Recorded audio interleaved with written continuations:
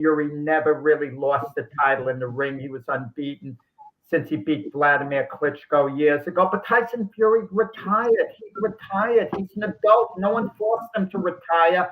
So Usyk came on, won the titles. Then Fury decided he'd still be fighting. A lot of people, he had a claim of the title. So, but last night, beyond a shadow of a doubt, was for heavyweight supremacy. And I don't want to hear the word undisputed. That's a silly word. It means the four belts, that one person holds all four belts. That makes them undisputed. But anyone who's so-called undisputed, they're going to be stripped of that title in a matter of weeks because one of the sanctioning bodies is going to want their own champion. But last night, what a classic fight. I mean, Fury and Usyk that took place. Great, great fight. Usyk wins a split decision. Fair decision. I had Usyk up by 1 point, 114, 113, like one of the other judges had it. Another judge had it for Usyk 115, 112, which was a good score, meaning 7 rounds to 5 for Usyk. And Usyk had gained an extra point in the 9th round when he really punched Fury all over the ring. And another judge had it 7 rounds to 5 for Fury, having Fury up 1 point, which is a viable scorecard as well. But the majority of the people feel that Usyk eked it out.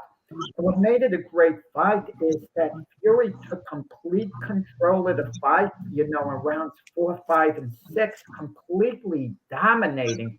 Usyk didn't have a clue, and it seemed that there was no way back for Usyk. That Fury was going to run away with the fight, and all of a sudden it kind of started turning around. And then in that dramatic 9th round, the smaller guy, Usyk, hurts Fury, hurts him badly. He pounds him from pillar to post. And the referee all of a sudden stops it and gives Fury a count.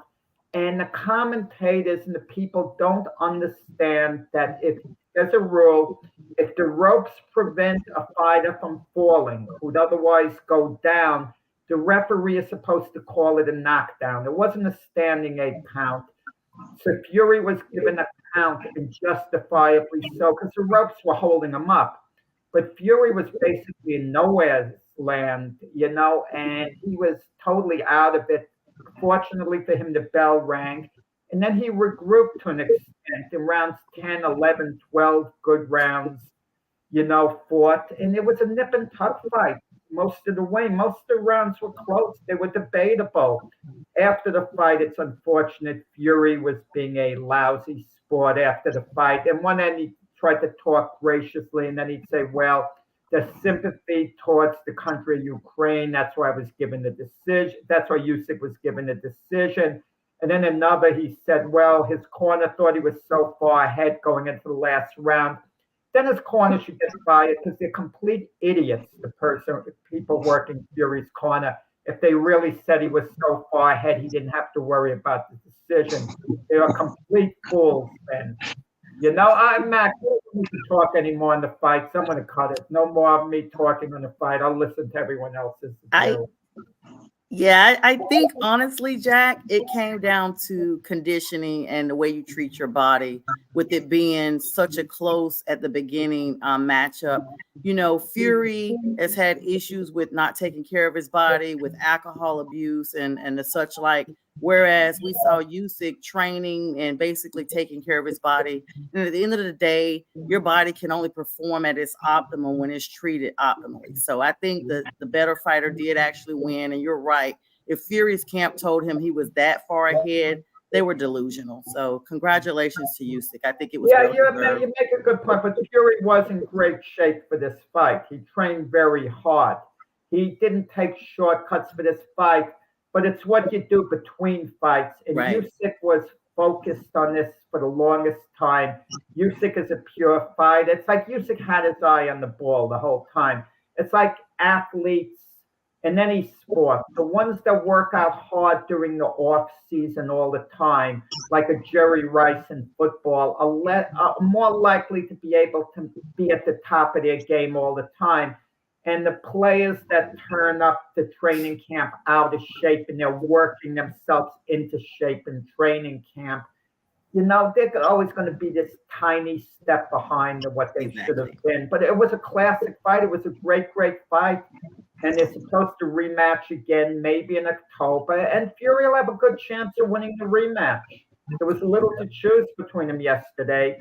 And if Fury goes back into training immediately after this loss, it's going to be a big benefit for him because I get the feeling this victory could have taken a little out of Usyk because he put so much into it, much the same way the fight of the last century. This one doesn't compare to the Ali Frazier fight. I was at the first Ali Frazier fight, and trust me Oh, when I say this, wow. the Fury Usyk fight, had it been on the same bill, on the same show, we would have been sitting in the stands wanting the fight to be over with so we could watch the Ali Frazier fight. We would have wanted to get it out of the way. It would have been a nice little supporting fight on the show. You know, that's basically what I'm saying. But it's the fight of this century, certainly the heavyweight fight of this century, the last 25 years. That's what they mean. And what the heck are you talking about, Mac? This I didn't century. say nothing yet. Listen, the fight of the century. You're trying to tell me it's a better. You're trying to tell me it's a better fight than Lennox Lewis versus. I got a brain freeze right now. Right, yeah. Not Riddick Bowe. No, not Riddick Bowe, the Warrior himself. I know. This is an overreaction, Jack. This is not the second greatest fight of the century. Come on, even as a heavyweight fight. Lennox Lewis, Tyson, Mike Tyson has some great. Mike Tyson when he fought the same guy I'm talking about, the Warrior, who was a light heavyweight champion. Thank you. I mean, that fight. Mac, Mac, the first Holyfield Tyson fight wasn't that greatly anticipated for the simple reason Tyson was such an overwhelming favorite going into the first fight. There wasn't that drama. It wasn't nearly as anticipated. The second fight was obviously anticipated more. But he said century. This is a new century. I just thought about it. The other one was in the 1990s. So right, he's exactly. Right. Yeah. Well, he also said in the last 25 years. I think we're overreacting. Century, Mac. That's still more. Yeah. We're talking schematics now. You're saying that's the greatest fight. The second greatest fight in the history of boxing is what we're almost saying here. Oh, yeah. Come on, let's not. I did not say that. I said this century. Oh my God. Anyway, it was a good fight. To me, Fury showed that he still has something after losing to an MMA fighter. That he still is a good decision in the fight against Ngannou. He didn't lose that fight, but still, that was embarrassing. So it was embarrassing. He still has shown that he still can fight as a heavyweight. I'm glad there's going to be a rematch. Hopefully, we'll see what happens there. Listen, Usyk came in all his garb, or the furry hat and the fur, and I mean, he's good. Jack. I didn't finish my point before, Mac, because you objected to what I said, which was okay. I object to you a lot of the time, so it's fair play. But the thing is, I compare Usyk's effort against Fury somewhat to Joe Frazier's effort against Muhammad Ali in the first fight. He put so much into it, Joe Frazier, in beating Ali in the first fight. He was never quite the same again because you stop training for a little while. You never quite get your form back 100%. And Ali was able to maintain his form at least better than Frazier's was moving forward. So Ali beat him a couple of times afterward. And that might be the case here. Usyk put so much into this first fight, even a little more than Fury did. He might not be able to quite reach these heights again in a rematch. And Fury just has to basically maybe just hold serve. Maybe just hold serve. He gets a little better. That should be the difference, So I kind of leaning towards Fury in the rematch if they do fight in October. All right, so there you go. Our Hall of Fame boxing writer himself, Jack Hirsch, breaking down a fight like no one else can. So I mean, the boxing world for one day woke up and go back to sleep again for a while. And as for right now, we got our NBA playoffs. And James, a real, very entertaining, unbelievable game between OKC and Dallas as Dallas squeezes by them. What are your thoughts on the game last night between the two? Man, it was really what I thought it was going to be. It's a closeout game. We're looking at OKC with their backs to the wall, and their main guy SGA. He did what I thought he was going to do. He gave them 36 points, and man, he played almost a masterpiece. He was 4 for 5 for 3-point land. He just really gave them the business, and they were up for a long time. But we're talking Kyrie Irving playing a great second half, and I think the big difference here was the bigs. Dallas had much bigger play from their bigs than although Chet Holmgren was pretty good for the rookie for OKC, was very good and down in the post. With a lot of pick and rolls and lobs, but the big difference were the 15 rebounds that I think that Derek Lively the second gave, and man, he just really helped pivot the game and get them to the point where they can go ahead and win that game at the end. And I think the one flaw was the foul at the end. And I think had SGA not fouled, I think they had a good shot at winning that game and pushing it to 7 to go back to KC. But it's a weird call. It's a weird call, but the rules are there. Meaning, if you hit the ball and the ball doesn't release, from what I understand, then if you hit the guy secondarily, it's a foul. And he fouled him at the 3-point line, and that was very strategic of Jason, the coach, to tell him to purposely miss the third shot. He only had 2.5 seconds left to try to get back to the side, and especially when the coach challenged the play. Wait, let me ask you this. Washington with the game-hitting win. I don't understand this rule completely. Hypothetically, okay, just hypothetically, if your team's down 1 point and your point guard has the ball, he's dribbling, there are about 7 seconds left or whatever, and he wants to go to the foul line if possible because you're 1 point down, and you just hold the ball out for the defender, and you clamp it hard with your 2 hands and challenge him to try to get it away, and he slaps at the ball to try to knock it loose, but you're holding it tight and he's not knocking it loose, that's a foul? Well, because when the ball didn't let go, if you notice the replay, it shows he hits the ball, but then secondarily he hits his arm, and that's where the foul is on. Yeah, well, that's another matter. Who does Dallas match up that against?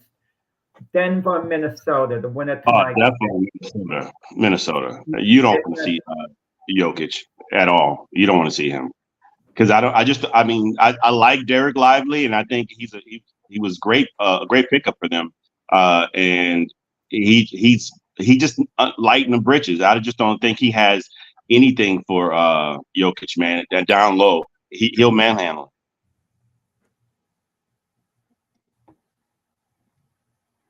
But I sincerely think that that it's unfortunate. I would have liked to seen another game out of OKC because I think they quietly. You just look at SGA, you could see why he was the runner up for MVP. Man, he's just not a rah-rah guy. That's why you don't really know much about him, and then they're in a small market. But man, they're young. What I believe they're the youngest team to get this far in the playoffs ever in the history of the NBA. So it's pretty impressive to see what they're doing. I think they get another guy, they get another star there. Maybe they're going to be big in the next few years. It's a great year for OKC no matter what. They lost the series. They can go home happy. They've had a heck of a year. There was more pressure on Dallas. If Dallas had gotten eliminated, it would have been, same old story. At least Dallas, at the very least, is going to, the West Finals, and they're going to be Final Four. So Good for them then. Maybe they advance even beyond that. Who knows? Even though I think Dallas has went as far as they can go. I don't think they beat the winner of the Nugget Minnesota series. Well, I agree. you say OKC is happy and shit. I don't think any player on that team is happy right now. When you lose 117 to 116, got a chance to go to Game 7, got a chance to go to the Western Championships. This may never happen again for the next 4 or 5 years. We think it will because they're talented and young. But, you know, we looked at Memphis, we looked at young teams before, and just because they make it this far doesn't mean they're going to get this far again. The teams change, and you know, there's different teams making different trades. That doesn't mean they're going there again next year. So I think when you're playing any sport and you get there, you either do it or you don't. And a lot of times, if you don't do it, it's not happening again for a while. So I understand, Jack, you saying, yeah, they're young and they haven't got this far yet. And they're probably the fans should be happy or whatever. I don't think the players are happy. Matt, beginning of the season, if you sat down and asked the fan base, this is how far your team is going to go, would you consider it a good year? For OKC, the fans would have said, this would be a really good year. We're very happy. Our one-loss record. We advanced a little in the playoffs. You know, we played a tough series. This is a great building block. That's what I mean. I don't mean they're happy last night. Obviously, the OKC players were, you know, they're competitors. They'd be very upset. But if you ask the Dallas Mavs fans in the beginning of the year, had they lost the series to OKC, well, you'll have a winning record the regular season. You'll win one playoff series, then get eliminated. They'll go, you know, same old story. That's what I mean by that. Last night, obviously, the OKC players, it was a winnable series for them. So I'm sure they're upset, you know, on that account. But it was a good year. That's what I'm trying to say for OKC. And a great game. Sonia, let's talk a little bit about Denver, you know, going up against Minnesota, tied at 3. I think that the biggest, not surprise to me, but maybe the biggest reason that Minnesota hasn't put it away yet is because of the absence of Murray in 2 games. 2 games, he didn't play well at all offensively. And, you know, the star can't do it by himself. Every Batman needs a Robin. And right now, for them to win this next game, Murray's going to have to play big. Sonia, what are your thoughts on the game tonight? Yeah, so basically, Denver has had Jamal Murray has had an elbow injury recently, but he actually went through his full practice on Saturday and actually is optimistic about playing. This is according to the head coach, of course, Coach Malone out there. He injured his right elbow when he ran into Rudy Gobert in the opening moments of the Minnesota game when it was game 6. And Minnesota really put the beat down on them 115-70. They're going to face off again tonight at 8 o'clock. This is going to be a must-win situation for Denver. I'm going to be honest. I am absolutely shocked that more pressure has not been put on Jokic. I mean, this has been the team, in my opinion, that has been on his back for the long haul. But it shows that, like you said, every Batman needs their Robin. And without Murray, it is very visible. So hopefully he'll be coming back in tonight for game 7. It's a must win because the winner of this game is definitely the winner of that division matchup there. But he did stay after the practice on Saturday to keep doing 3-point drills and stuff like that. And I think that Denver may go ahead and get this one. It's been a tight matchup the entire time, but I feel like Denver's going to pull it out tonight at 8 o'clock. It's going to be interesting to watch. Well, yesterday I got into a bit of a debate with Mac on our show about Anthony Edwards. Now, this is a game 7. A lot of people are claiming Anthony Edwards is now going to be the face of the NBA. They're making him out to be on the verge of being a real superstar. And I'm not talking about just another top player in the NBA. I'm talking about as a genuine face of the NBA. But for that to happen, he's either got to lead the Timberwolves to a victory in this game 7 or play a heck of a game, score like 46 points in a loss or something like that. If Anthony Edwards just has one of these games where he scores 25 points, the Wolves lose. And you could say, well, his shooting percentage wasn't bad. it says something to me going forward that he's not on the short list, or he's not a superstar. He's no more than a terrific player, maybe a little level ahead of a Kyrie Irving, for example. But you're not going to label him like a future Kobe Bryant. Well, I don't know about that, about him Me being either. on that specific level. me either. That's Jack, what I mean. But Jack- it depends what he's doing tonight in part. Jack likes to, he talks about me overreacting. He always has Anthony Edwards being the new logo on the NBA. What I'm saying here, and I agree with Sonia as far as joking, there's going to be a certain plan that both teams got to follow, right? Do they stop when Anthony Edwards put pressure on him, or do they let him get his? It's going to be the same thing with Jokic, right? I mean, do you let him get his points that he's going to get, or do you put a lot of pressure on him? Either way, it can work or it can backfire because they both are tremendous basketball players. Jokic, a great facilitator. Edwards, he's going to need somebody else to step up and really do something for him here. Carl Anthony Towns, you would think, would have a big Yes. game in this situation. The Timberwolves actually have more firepower than the Nuggets. I mean, if Jokic has an average game, it's going to be a little hard for the Nuggets to pick the slack up. But, Anthony Edwards could conceivably have an average game, and Carl Anthony Towns could step up. Rudy Gobert could be a rebounding machine for this game. They kind of have that little more firepower, I think, than Denver. But they're playing at Denver. I don't know how much the altitude will have an effect on that. Yeah. Denver's there all year long, and Minnesota's not used to playing in that environment. And I'm looking for Michael Porter Jr. to have a good game. He was lethal the last series. He hasn't really stepped up yet, except in spots. He's going to have a good He has game. a lot going on in his personal life with his brothers and all. I mean, Well, that still, might be hanging over his head. it could be. But Go ahead. we also have to not forget that Minnesota is the number one rated defense. I mean, look at how they clamped down on them in that last game. Don't get me wrong. Denver won 3 straight, and they deservingly so won that. I mean, but you had a Herculean effort by Jokic, the reigning MVP, with 40 points in that game 5.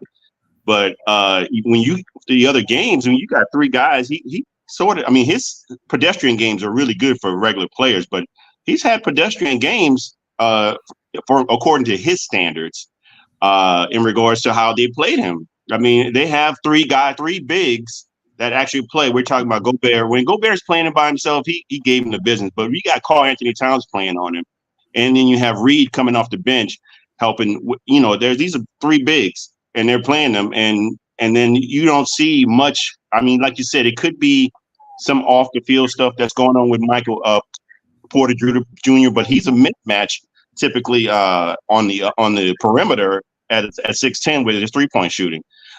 So it's just hard to say, but I still have to give the edge to Denver. I think that with the home field advantage, I think they pull it off. But if they do, they squeak by. It's not going to be a blowout. That's for sure. That's for sure. So let's talk a little bit about the Knicks, right? The Knicks, Josh Hurt has an abdomen injury. We don't know the extent of it. They pulled him out of the game, so it's pretty severe then. He's going to go. And we talk about Brunson and justly so, right? I mean, this guy could put up 40 points on any team. But Josh Hart is really the guy that does all the stuff. He can score. He rebounds. He goes after loose balls, which is how he strained his abdomen. He's going to go tonight.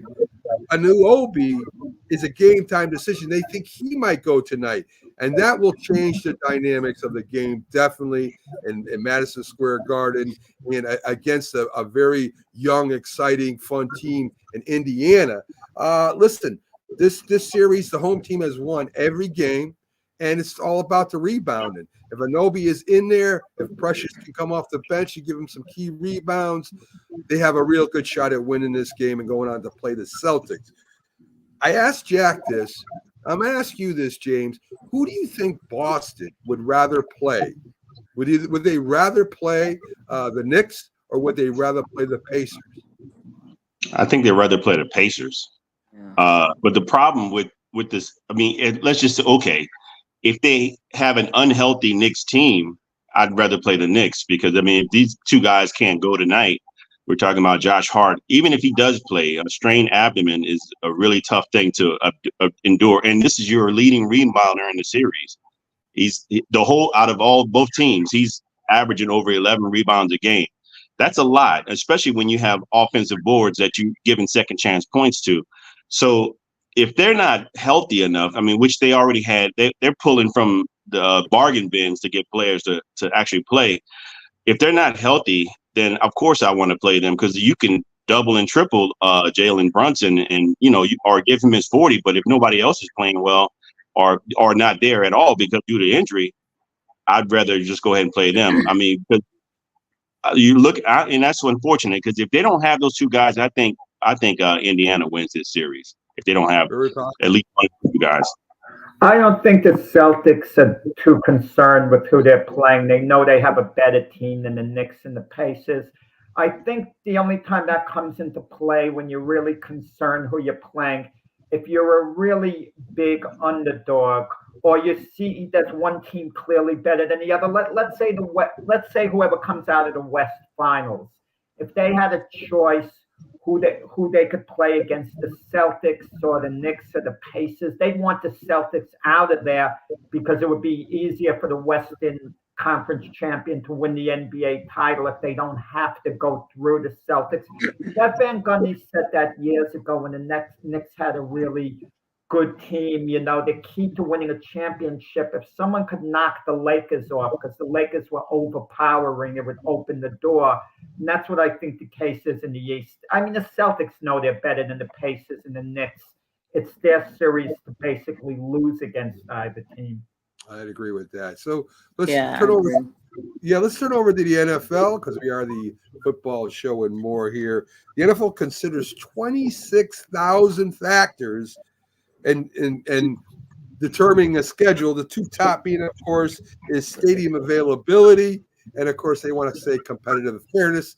A lot of teams won't agree that they do give competitive fairness, but these are some of the factors they do. And of course, when we're talking the NFL, for some reason, Taylor Swift always seems to get into it. The conspiracy theorists are saying, well, they are kind of going around what Taylor Swift's concerts are because she's going to be around the Buffalo game when Casey goes to Buffalo, touring in Toronto and Buffalo. And the NFL said, well, we really didn't factor that into our decisions. It's just something that happened. Mac, let me ask you, who cares if the NFL did? The teams got to play one another anyway. Who cares if they tried to get it close to a Taylor Swift concert? Should it matter to the players? Should it matter to the fans?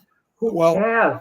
Well, I think the thought process there would be, well, why don't we have something else we're considering for our team maybe there's a famous person that supports the Jets, Jack. I know there's probably not that many, but say there's one, and him being there spurs the Jets on to having a better record all year. I mean, that's something that the other teams might complain about. But I'm with you. Jack. I don't think it matters one way or the other, right? So let's get to the Carolina Panthers. We love to get Sonia up on her soapbox talking about her favorite team here. She's already shaking her head. The biggest challenge from what I read to the Panthers is to change the narrative of the team, Sonia. I mean, they had an awful year last year. They at least want to be competitive this year in the games they play. I mean, what are your thoughts this year on Carolina? What would be acceptable for you as a fan of a record or how Carolina played? I really wish we could turn the entire. I wish we could go back to the 2015 season where we literally are basically undefeated, so that everybody in the NFL could have to eat crow. Dallas has done it. I feel like it's not, too far of a reach to think that we could do it too. However, acceptable for me would be over 500. I feel like in the offseason, we actually focused on the free agency and, getting Xavier Legette in the draft to try to get a lot of offensive weapons to keep Bryce Young upright So if we can keep him up and not on the ground and keep the pocket from collapsing, I think with Dan Canales coming in, that the team really focused on rebuilding their offense, and they literally did a lot of moving around. A lot of other talent coming in. Of course, people are thinking that Jadeveon Clowney, that investment wasn't going to return well, but you never know because different players perform differently with different teams. And I'm actually optimistic. I feel like we've done our due diligence. We brought in a new coach. We brought in, nonetheless, a coach, even though from Tampa Bay. I mean, they did clean the division 9-8. I mean, barely above 500, but it's better than what we had. And so I feel like this is Bryce's second year. I think he would have had his acclimation period to the league, and I'm looking forward to it. And of course, the stands being filled by Panthers fans again. There was an article out that with all the NFL streaming devices that you have to use now, it's an average of $88 per month just for the games that you want to watch, especially when you're out of network. But with the upper nosebleed seats, not my seat, I sit in lower bowl, it's an average of $700 for the season. So it's actually cheaper to go to the game, was an article I saw. So hopefully it's not a cup of coffee this year. Hopefully we'll all fill the stands and we'll all get the win. Sonia, when you're comparing the Panthers to you compare them to the Dallas Cowboys, but if you're comparing them, saying, well, the Cowboys won a Super Bowl after having a similar record, when the Cowboys were 1-15, the following season they won some games late in the year, and they finished at 7-9. So they were still under 500 for the year. So if you're talking about going 7-10 this season, that's okay, but don't compare to the Cowboy team that would win the Super Bowl a couple of years even after that. They went 11-5 the year after that, made the playoffs. Then they won 3 Super Bowls in 4 years. But it was a different situation and the Cowboys had all these great players, the infusion of draft choices. We didn't know they would turn out to be as great as they were. The Panthers had some good moves. What's the running back Brooks that they got, who's been injured a lot out of college? He could be a steal, as it turns out, but we'll see. Right. So the comparison is not necessarily a Super Bowl. I said an undefeated season like we did, and then I said the Cowboys did it. So basically, it's not too far of a reach to go from 1-15 to a successful team. Let me clarify so that there's not we're going to the Super Bowl. Okay. I'm saying for me, above 500 would be exciting for me. And the first matchup, coincidentally, is against James and those Aints. So wait. So we're definitely ready to kick it off. To get to the point Mac made before, if it's the last game of the regular season and the Panthers are 9-7 in the playoffs on the line, and they lose the last game and they finish at 9-8 and barely miss the playoffs, and Mac wouldn't feel the season was a success if the Panthers went 9-8 and missed the playoffs because they got bumped the last game of the season. He feels they go home feeling that they were a failure. Well, I wouldn't feel that way because look at the season we had before. Would call it a lost season. Well, I mean, it's a lost season, but it's better. So it's a progression. So I'm looking for progress. That's my main focus. Sonia, you should know better than to let Jack talk for me and what I would say. I mean, that's ridiculous. Listen, I think that the Panthers if they get 5 wins next year, I'd be happy for them if I was a Panthers. I think the big thing, Max, Sonia, James, more not just wins and losses, Bryce Young's development. They need more of an answer. He has to show potential that he's their franchise quarterback. Everyone is rooting for him. If Bryce Young has the same second year that he had in his he's not going to be starting the third year. That is going to be bad. Well, they might bring him back to third year because who knows who else they might have, what the alternative might be. But he's got to show the potential for improvement, take a real step forward. Otherwise, he's going to be another Justin Fields type. I'm going to say this. We kept Andy Dalton, the red rifle, down there.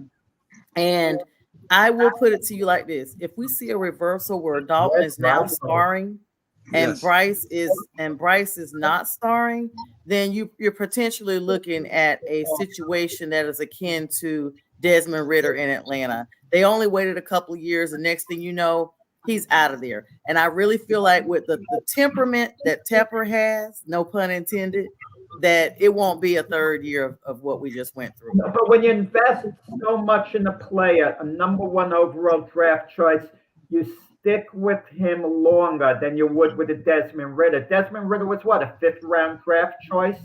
Yeah, I'm gonna know what. I believe a 5th round draft choice. Out of Cincinnati, you don't have much of an obligation towards a guy like that. Bryce Young, they're going to milk it out till they're absolutely certain he's not the guy. They're going to milk it out all the way. I just don't see that. I'm telling you, I see what you're saying as far as the investment, but according to, fans and people that are close to the Panthers Wire, which is the writing source of that, we just don't see that third year. I mean, we'll have to just wait and see, but not with the ownership we have. We just don't see that. Mac is living now with his Giants now with Daniel Jones. Daniel Jones was a 6th overall pick in the draft. Had Daniel Jones been a 5th round draft choice, the Giants weren't going to stick with him to the bitter end. But you invest so much in a guy. Yeah, Mac. Yeah, listen, I think they're going to give Bryce Young every opportunity when they take somebody in a first. I mean, that's first pick in the draft. This ain't just a 1st round pick.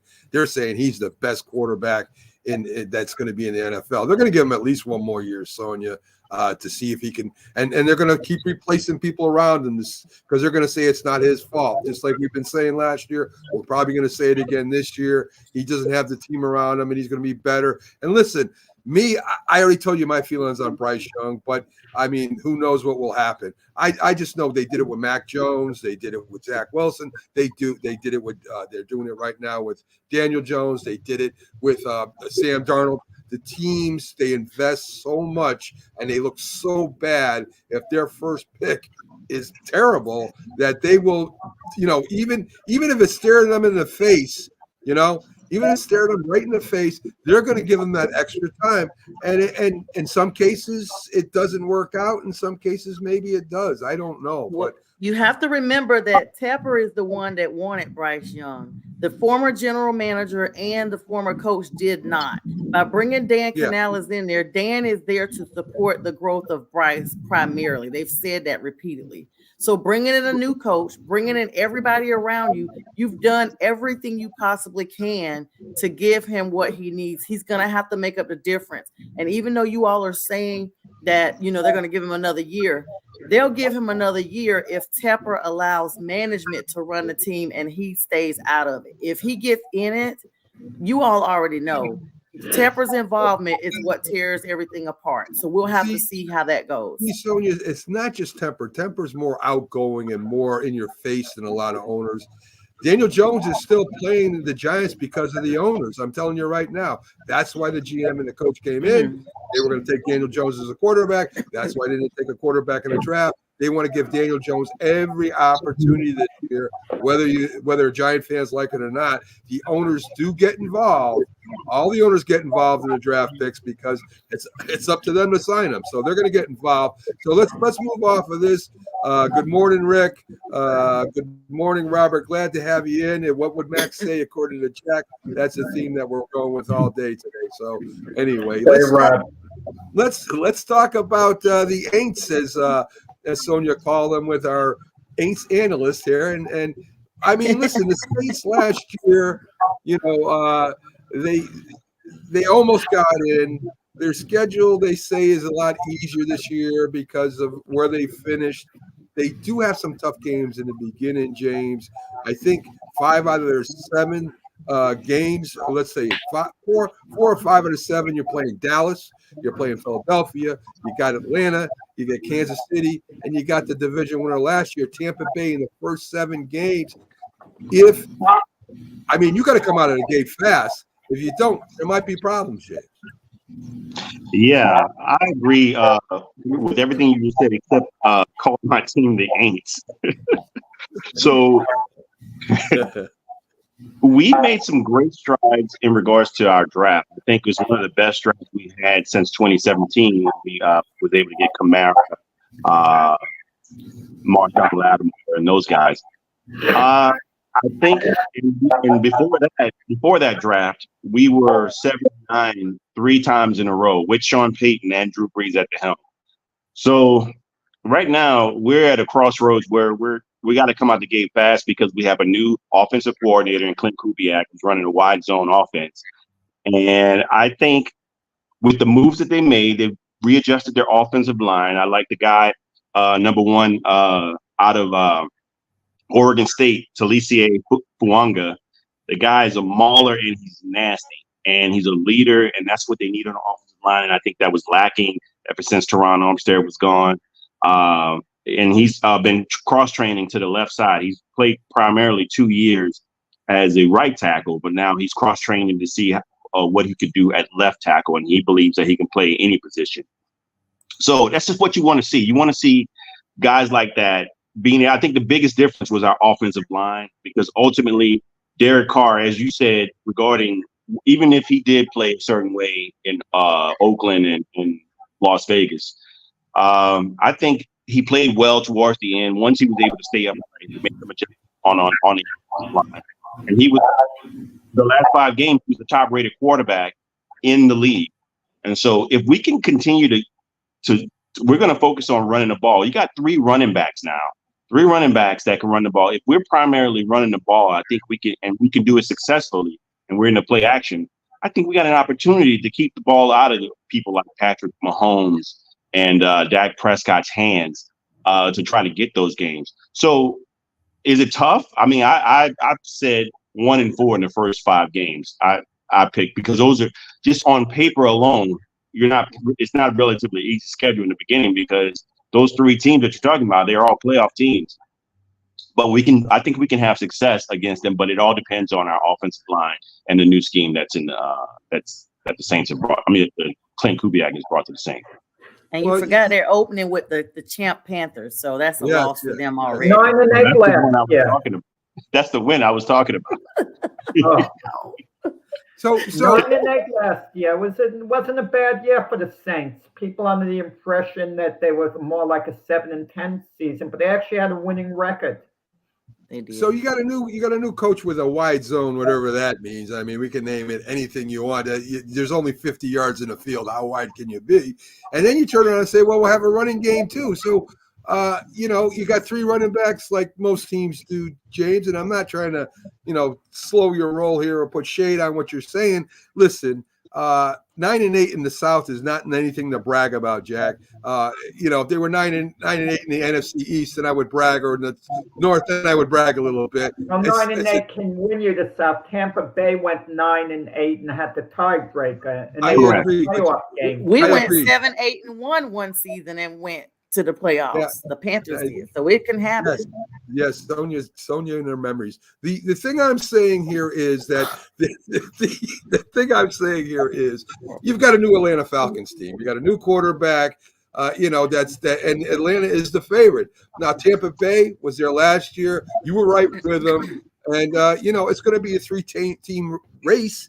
We're going to see what Kirk Cousins means to the Falcons this year. That's the biggest question to me. Is Kirk Cousins going to bring the Falcons up, 2 or 3 games as far as victories go? And if he does, then they're going to win it. If he doesn't, then I think there might be a little panic in Atlanta at the end of the year. We'll see what happens with that. That will be very interesting. So, on paper, I have the Falcons as winning the division, but I have us in second. But I definitely think the Falcons, on paper, they look drastically better than everybody else. It's just, yeah, I agree. The Falcons definitely have their offensive line already in place. They were just waiting for that missing piece with the quarterback. If Kirk Cousins can stay healthy, that will be the key to it. And we've never seen a postseason winning Kirk Cousins, so it's going to be interesting to see how the weapons that Atlanta has in place will be beneficial to both himself and the team's performance overall. Well, they've won 7-10 the last 3 years, the Falcons, and Kirk Cousins is going to elevate them. He should elevate them a couple of games, 2-3 games up. They're an improving team anyway, the Falcons. I could see them finishing up at 10-7. I'm not saying that's what their record will be, but I could easily see that, and there's a good chance that wins the division. And then they got Grady Jarrett coming back who has their defense. He was out with an injury last year. So by him coming back, that defense is going to really kick it up a notch. And you guys know how defense goes. So Yes, we do. And that's what to say. Let's not forget the Saints have always kept a top 5, top 10 defense in the league. So that's going to help us as well while we make that transition. and the Panthers have a good defense as well. Yeah. Gotta put it in there. I'm sorry. You want to know something? The best quarterback, I mean, who do you trust the most in the playoff scenario? You don't trust Kirk Cousins. You certainly don't trust David Carr. I mean, Baker Mayfield might be the guy I trust the most, and if any of those teams out of that division get in the playoffs who could do something. I mean, He's been clutch. I have to agree. He's been clutch. Yes. So let's get to the Jets. They are ranked by Pro Football Focus as having the best defensive backfield in the NFL. And of course, over there you got Sauce Gardner, Michael Carter, and DJ Reed, who they picked up from Seattle last year. And they all had an outstanding year as far as against the pass, guarding the receivers, Jack. And, we talk about the Jets defensive line a lot because you got a star over there with you know him better than I do. Down with it. Thank you. Well, that's another good point, right? Reddick in there was going to improve your pass rush and that. So talk a little bit about your defensive backfield, Jack. What do you expect this year? Do you expect them to be just as good? Or they'll be just as good. It's difficult last year for the whole defense of the Jets. I mean, they got off to a phenomenal first half of the season. I think they were the best defense in the NFL. But as the season is going along, the offense was so pathetic. It's hard to keep focused if you're on defense. You're doing your job. You're making all these stops, but you're not getting any results. I think just by the offense, Aaron Rodgers coming back, drafting, Corley there, addressing their running game, the offensive line during the draft, addressing the offensive line in free agency with players like Tyron Smith, it's going to take the Jets to another level. I mean, not just talent-wise, but emotionally. I think they come back, kind of refocused this year. I think even the defense lost a little focus last year. The second half of the season, the Jet defense was good, but they weren't quite lights out. Even Sauce Gardner, who people were saying had a better second year than his rookie year, I didn't quite see it that way. I saw Sauce kind of lagging a little bit. He wasn't a complete shutdown corner during the second half last year, but I think he can be again. I agree with you. It seemed like the Jets defense, I think they just ran out of steam. I mean, they say the Jets have one of the best defenses in the league. It's very hard. Very few teams on defense have carried their team to the playoffs, championship, and Super Bowl. Baltimore, Chicago, teams like that not only do they stop you, but they score too, and that's very hard for a defense to do.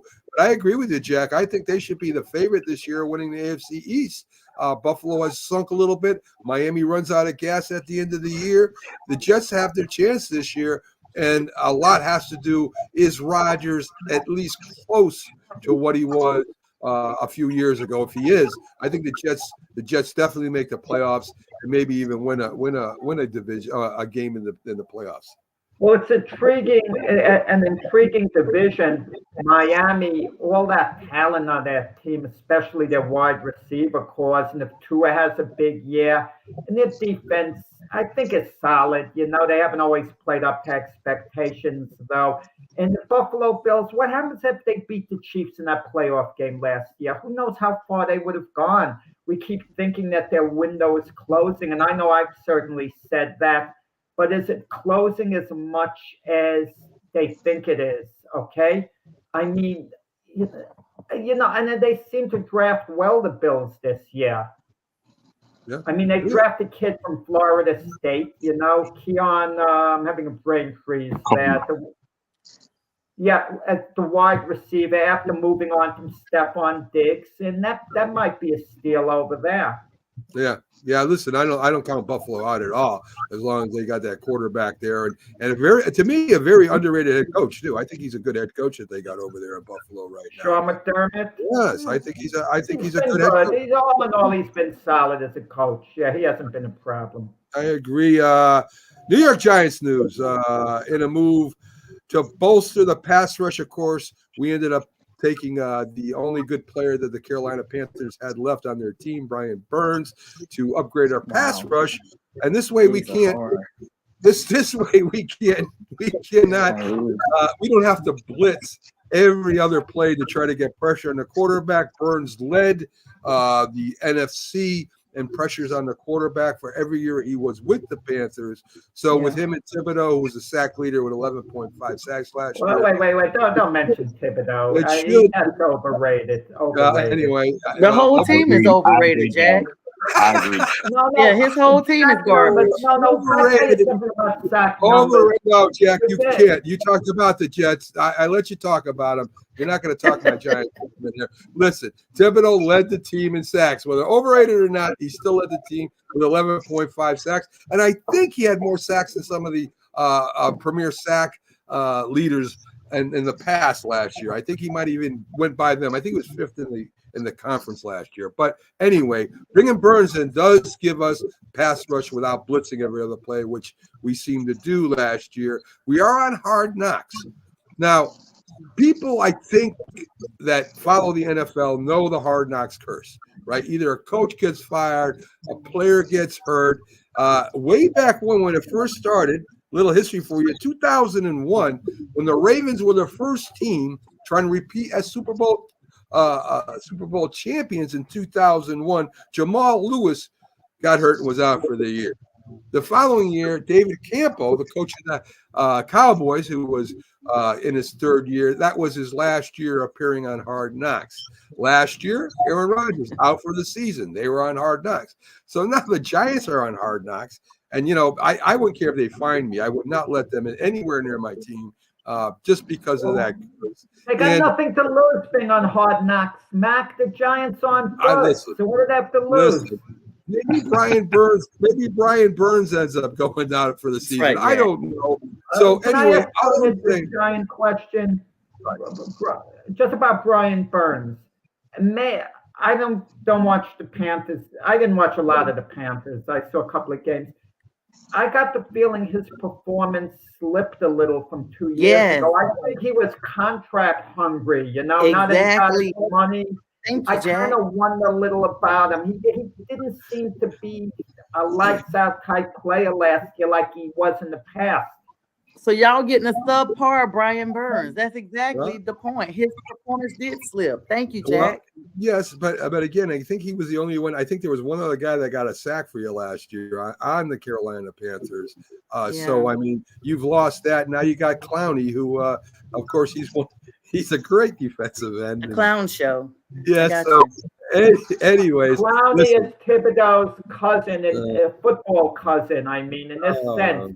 When he shows up, he's great. He'll show up for a given game and be as good as anyone in the league.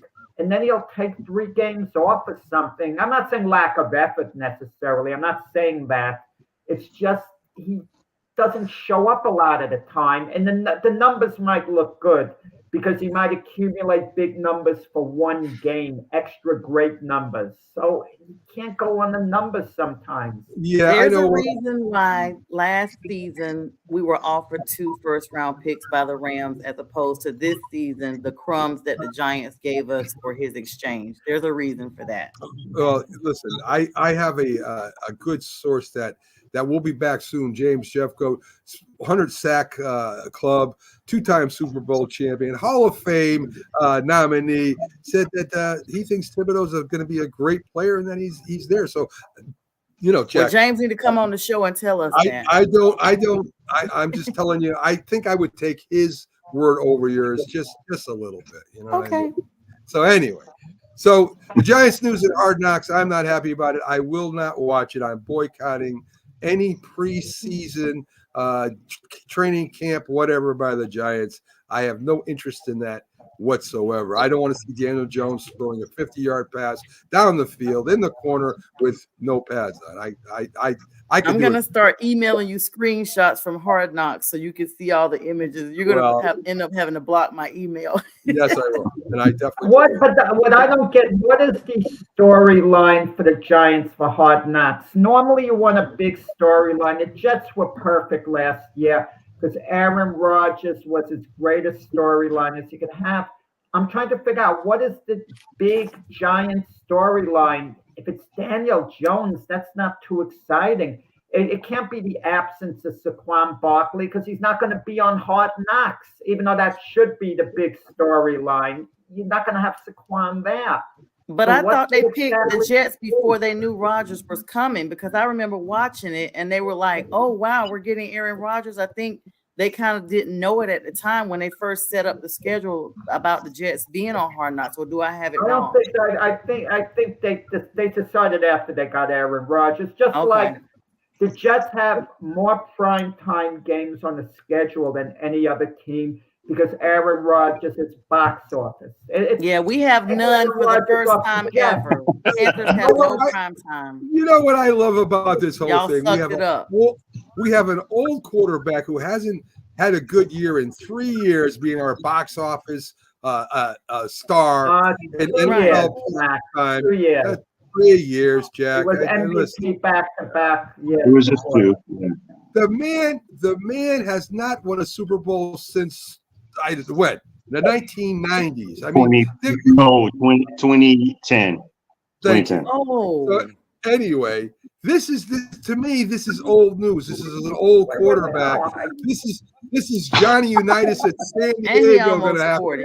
I mean, I got to hear from Mac all the time saying that Tom Brady's overrated because it's a team game. That's why I went to 10 Super Bowls because it's a team game defense. But now in Aaron Rodgers' case, it's not a team game. Oh, Aaron Rodgers didn't win the Super Bowl. I am not the one making a big deal out of Aaron Rodgers. You are. I said they just got a great team. He has to play average this year for them to make the playoffs. If you don't make the playoffs this year, Jack, get rid of Rodgers. I'm telling you right now because it's just ridiculous. You're just going to get rid of him, Mac. Who are you going to get? Who are you going to get to play quarterback? Get him out of the pool. Get rid of him. Anybody else. Get your guy David Carr, who you wanted the Jets to sign badly when he was a free agent. No, maybe the Jets will get Daniel Jones. On my team. Yeah. Maybe you'll have Daniel Jones next year, Jack. If you can't do it this year. I think Aaron Rodgers, as long as he's not hurt, and he's not going to hurt the team physically with the ball. As long as it's Achilles doing, he's not going to hurt the team. So I think he'll probably give you maybe 20 touchdowns, and he's a very touchdown to interception ratio guy. So he's not going to turn the ball over either. He's going to give you way more touchdowns than interceptions. So as long as he's not hurt, I think they do well because the defense is really where it's at with the Jets right there. And the running offense. Rodgers was running offense no matter what. Let me let Sonia get out of here. She's got to go somewhere. Sonia, thank you for stopping in. Great job today, especially reporting on the Panthers. Great job. Okay, thanks. See you guys soon. Have a great Sunday. Have a good night. All right. Sonia Pierce. Well, let me chime in about the Giants Hard Knocks thing. I think the biggest storyline is probably whether Daniel Jones can bounce back, especially since he has another weapon out of LSU in Malik Neighbors. He has no room to not succeed now. He has weapons around. He got another weapon and a very explosive one. So I mean, really, you can. It all depends on coaching too and what their scheme is. I mean, you can dump the ball up to this guy in the wide receiver screens, and I think he'd be successful. But we'll see. And also because Saquon Barkley left. Another storyline is how does the running game do as well? You know, without him, they got Singletary, I think, who was actually entertaining, James. That's I understand they're going to focus. You know what they're going to do on Hard Knocks? I think they'll try to focus on the potential stuff. Malik Neighbors, a charismatic receiver. They'll obviously focus on Daniel Jones, Brian Burns, a little bit of Thibodeau. But I think they're going to bring back a lot of the Giant legends on the show for the entertainment. Oh, LT is going to pay a visit. Maybe they could even get Bill Parcells. They'll pay him a nice fee to show up. The Giant history a little bit, just for the entertainment. When you see Bill Parcells there, you're going to want to watch what he has to say. Him, maybe standing on the sideline one practice, talking to Brian DeBall, just kind of stuff like that. Yeah. I think the Ball is a very entertaining guy too. He'll be for people that watch, he'll be entertaining for sure. I agree with you. Daniel Jones will probably be the biggest story there. And the Giants do have a good defense. They got a lot of they did have a turnover on defense. That will be part of the story. But to me, they're not that exciting of a team either, Jack. I don't know why they have a good defense. The Giants have a good defense. I mean, Yes. And if you have a good defense, you have a chance in this league. That's true. That's true. So let's jump into the Major League Baseball here a little bit. Paul Skeens, the rookie, me and Jack talked about this yesterday. He had 11 strikeouts in 6 innings, throws an average of 100 miles an hour, has a pretty good changeup too. The Pirates, for some reason, the Pirates, even though they're not playing as well as they did in the beginning, they're kind of hanging around, and they got this farm system. 20 and 25, Mac. I don't know what the heck is hanging around. Hanging It's around. like, Well, they're not like the Chicago White Sox. They are hanging around.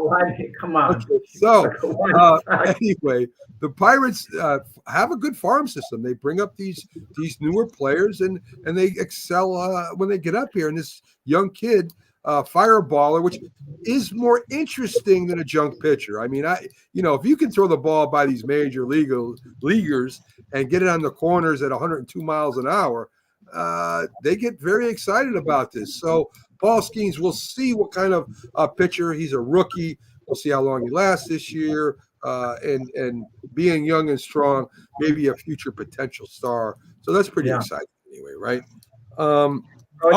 You're right about Pittsburgh's farm system too, bringing players up.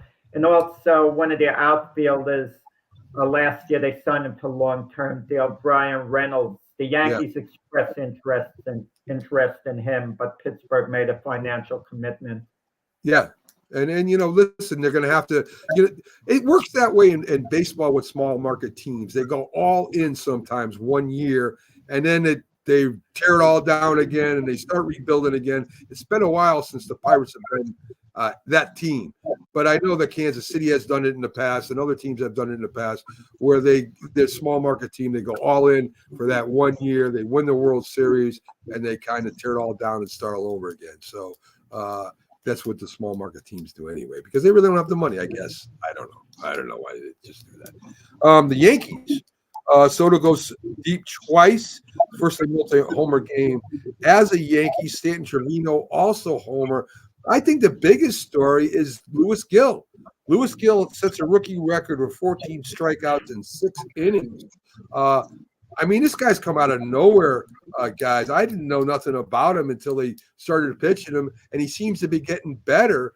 This is something the Yankees starting rotation really needed, a good young pitcher that might be there for a while. What do you think, guys? Yeah, came out of nowhere, especially with Garrett Cole out. Imagine Garrett Cole coming back and he's his old self, which we anticipate he's going to be. Clark Schmidt showing he's, going to be a solid major league pitcher. Carlos Rondon rebounding from the injury. I mean, Nestor Cortez coming back being his old self. I mean, Yankees have no shortage of good starting pitchers right now. Yeah, that is true. It is true. And Stanton, again, with another home run. Maybe I was a little low. I predicted about 30 home runs. Maybe I give him 35 this year. We'll see. Well, he's on pace for about 35 or thereabouts. 35. Yeah. Maybe he might reach 40 depending on how often they play him. But things are going really well for the Yankees. I mean, no particular player has been a major disappointment this year. I mean, some are performing slightly below expectations of what you hope, like Gleyber Torres, even though he comes on at times. But it's been a really solid season overall, a great season to this point. So far, yes. The Blue Jays. What happened to the Blue Jays? They can't score any runs anymore. They're not driving the ball like they used to. Their pitching is pretty good, but they're kind of taking in water this year, allowing, they're sitting in last place right now. I think they have 16 wins. No, they're 10-24, 10.5 behind the Yankees right now. The GM Ross Atkins expresses a need for urgency. I guess it does happen. The expectations for Toronto every year are pretty high, Jack. Yeah, and they've made the playoffs. I mean, they won the playoffs last year, if I'm not mistaken. But Vlad Guerrero, he was supposed to be one of the faces of baseball, a major star. And he's just been so-so for the Blue Jays there. I mean, somehow he's regressed a little bit, and I don't understand it, especially to have Donnie Baseball is their like assistant manager / hitting coach. And one thing Don Mattingly's great at is teaching hitting, but somehow Guerrero isn't the player he was before. Yes. Let's welcome in the Philly sports guy, Jamie Pags. How you doing this morning, Pags? Good morning, guys. How are you? Not too bad. Not too bad at all. We're kind of in baseball, so let's kind of stick with that theme. The Phillies still with the best record in baseball.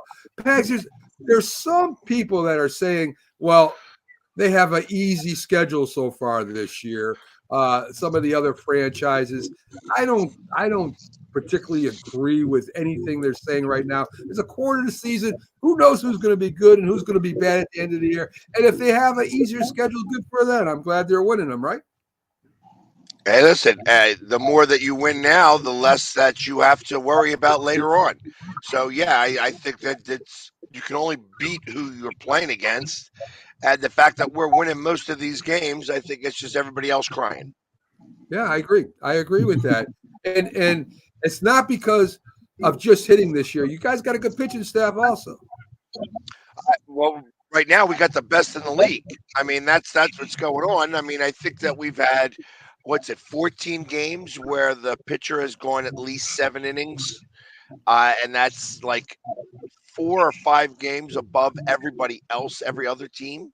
So, I mean, that's really what's doing it. The fact that, everybody laughed when we said that we had one of the best bullpens in the league.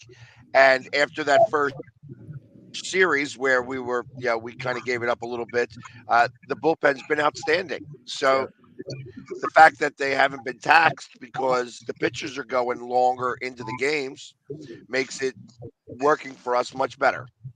I agree. Has any talk of Bryce Harper's contract extension? Yeah, they said he got a no trade clause and no contract change fluctuation. So, yeah, there's no extension. There you go. So, Pags, of course. Hey, hold on. You know what? I gotta ask because I just heard this last night and I didn't see the fight. I didn't hear whatever. Fury lost. Yeah, it was a great fight. A great fight. I mean, you hear the term in other sports, oh, it's a heavyweight fight. And normally I laugh at that because heavyweight fights aren't that great, when other sports use the term. But yesterday, I mean, it did justice to it. It had so many ebbs and flows, and it was a really close decision, split decision. Usyk deservedly got the decision. The majority of people felt Usyk eked it out, the vast majority. Some might feel Fury won, but more feel Usyk won. I had Usyk up 1 point, but what a great fight. And at the halfway point, Fury was in total command. It looked like there was no way back for Usyk. And it was like an NBA game in the sense that the momentum is changing back and forth. Momentum doesn't change back and forth that much in boxing compared to an NBA game, but it's like Usyk went on like a 20-point run or something like that to give it an idea when he was all of a sudden down 15 points and it looked like it was all lost. And what a fight. I had heard that in the 9th, it probably should have been stopped. That Fury probably could have gotten, had a TKO against him. It could have easily been stopped, but the ref made the right call. because Fury was about to go down. He was getting pounded, and the ropes were holding him up. And there's a rule: if the ropes prevent a knockdown, the ref could stop it and call it a knockdown as if Fury went down. So, but the idea that, and then the bell rang to end the 9th round, and the idea that Fury then went to distance and was competitive in the last 3 rounds vindicates the ref's decision. It could have been stopped. It was target practice. Usyk was pounding Fury all over the ring, pounding that big target. You know, but some people are happy about last night because it showed a good little guy as a heavyweight could beat a good big guy. So, you know, historically in boxing history, we hear the modern era guys, the new generation, like the J-Train generation, I'm going to call it, say, well, the athletes are too big. I mean, how if they past guys that competed, they were smaller, they weighed less. Well, guess what? The little guy beat the big guy yesterday. There you go. There you go. So, James, Pags, I got to take a shot at you too. Matt can't be the only one. Yeah. yes. Do you think they rematch? Yeah, Oh, there's yeah, a- it's going to be in October. And Fury has a good chance of turning the tables. A good chance. I mean, it was a close fight.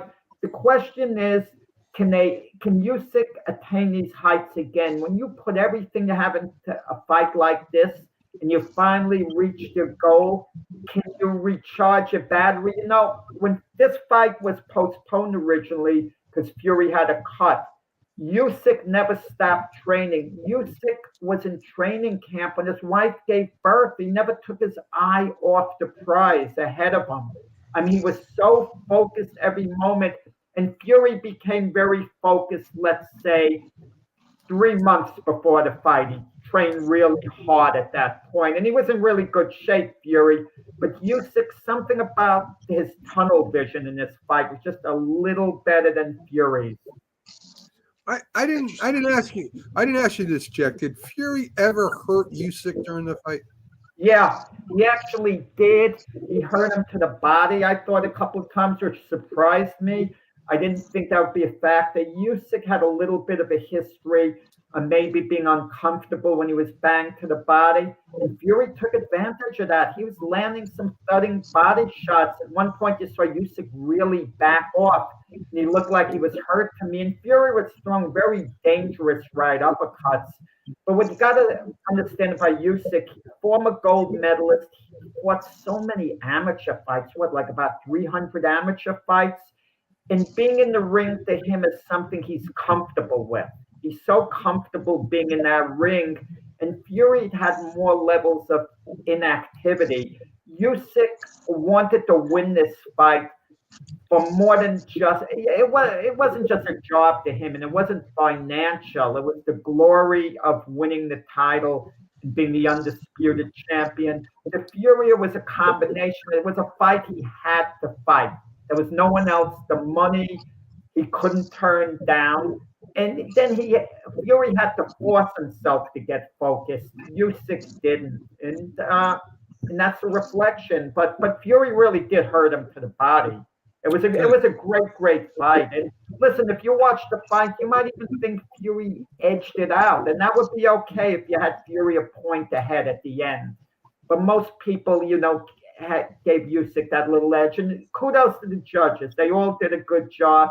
Even the one that had Fury a point ahead, another had Usyk a point ahead, and another had Usyk 3 points ahead. All were viable scorecards. Okay, all right. And how you doing, Joe? Glad to have you with us. He says, "Fly, Eagles, fly." Let's talk little Eagles. I was looking at the Philly Voice this morning. They're predicting them to go 11-6.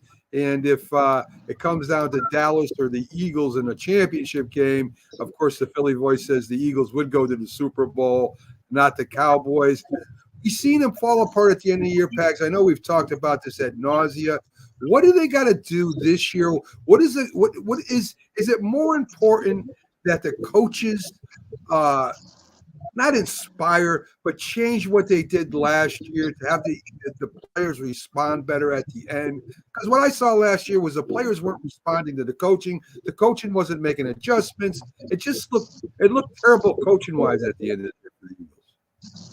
I think that there was a lot of miscommunication on the higher ends of the coaches. That it was, two very green coordinators, and ultimately because of that, it started to deteriorate for whatever other reasons that there was going on. I think that it started spiraling out of control.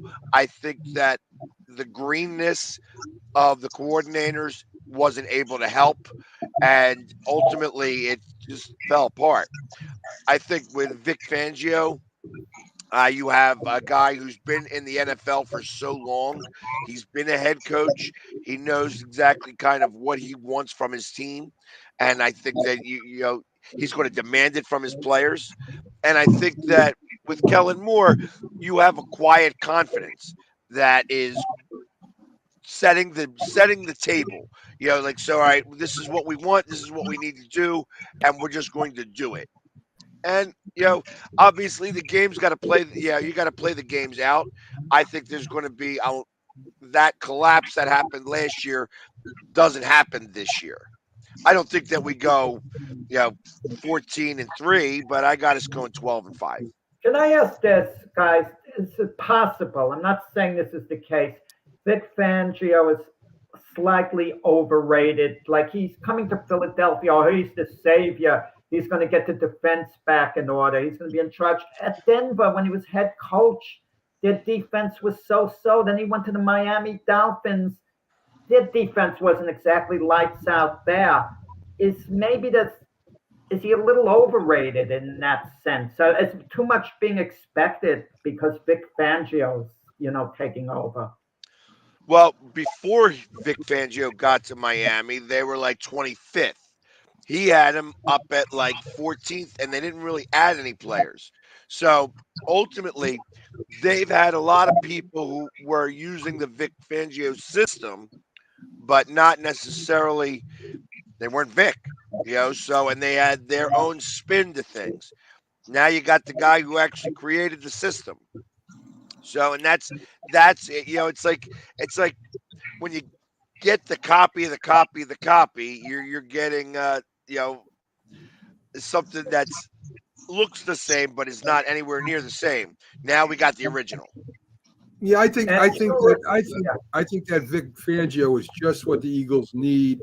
A little old school, and kind of pushed into the Eagles because of what happened last year. That they kind of they maybe ran out of steam, or they weren't practicing like they should have been practicing. Whatever happened there last year, I think Vic Fangio is that old school coach that at this time the Eagles need, instead of the player coach that Sirianni is. Maybe there's an offset there, and you find a good mixture, Pags, where you can go to Sirianni in certain cases, but Fangio's there to enforce what's going on. Yeah, I kind of agree with you. Is that they've had players coaches this entire time. He's not a player's coach. He's more of a coach's coach. So I think that that's going to no nonsense. Listen, this is what I want you to do. If you're not going to do it, I'm going to put somebody in here who is going to do what I want them to do. So we got the AFC North next year, the whole NFC East. All four teams are really good, Pags. I mean, they could go either way. I think any game that the top of our league plays against the top of their division. I mean, I don't have to tell you the teams over there. All four teams are good. Burrows is back. That will make Cincinnati a viable team again next year, and that's going to be a tough goal for the whole NFC East.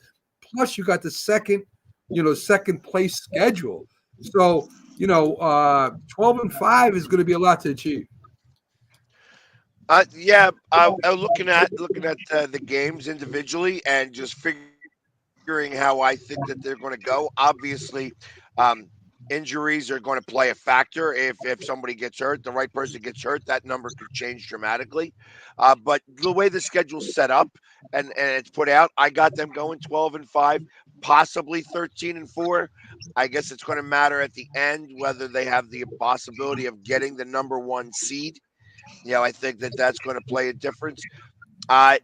the middle of the season's a gauntlet because they have 7 away games in like 11 or 12 weeks because the bye's in there.